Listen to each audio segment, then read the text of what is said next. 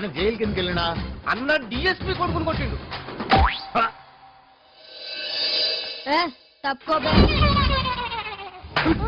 బాల్తో కొడతావరా నన్ను? నేను ఎవరు తెలుసా? చంపేస్తానరే. రేయ్, నా కొడుకునే వీడిని బుక్ చేసి లోపల అన్నా అన్నా మినీ మినీ హ్యాపీ రిటర్న్స్ అన్నా. మినీ మినీ హ్యాపీ రిటర్న్స్ ఏందిరా? నేను వస్తుంది జైలు నుంచి, స్విట్జర్లాండ్ నుంచి కాదు. అన్నా మన బస్సు రెడీగా ఉంది, ఊరికి పోదాం పద. 3 నెలలు జైల్లో కూర్చుంది మూసుకొని ఇంటికి వెళ్ళడానికి కాదురా. 3 నెలలు రా.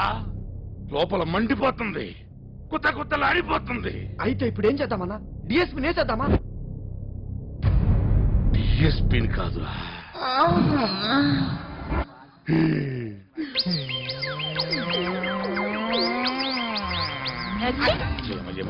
జయమ 3 నెలలు గ్యాపే.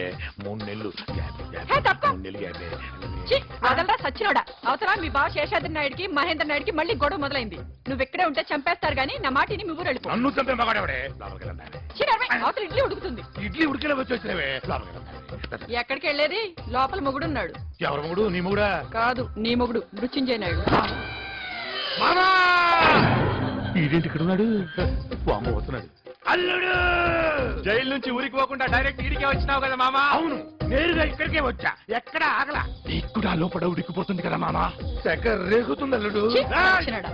చూసారా, మగాడంటే మామరా. ఆ డౌట్ తెచ్చుకోవడానికే వచ్చా. చెప్పు మామా, ఆ మహేంద్ర గారిని ఎప్పుడు వేసేద్దాం? ఛాన్స్ ఇవ్వాలిగా. ఎలా చేద్దాం? ఎవరు లేనప్పుడు టైం చూసి. నువ్వు కూడా ఏంది మామా మా నాయన టైము అంటావు? నేను మాత్రం మా మహేంద్ర గారి మనుషుల్లో ఏ ఒక్కనైనా ఏ సాకే ఈ డాబా కదులుతా. నేను కూడా అంతే.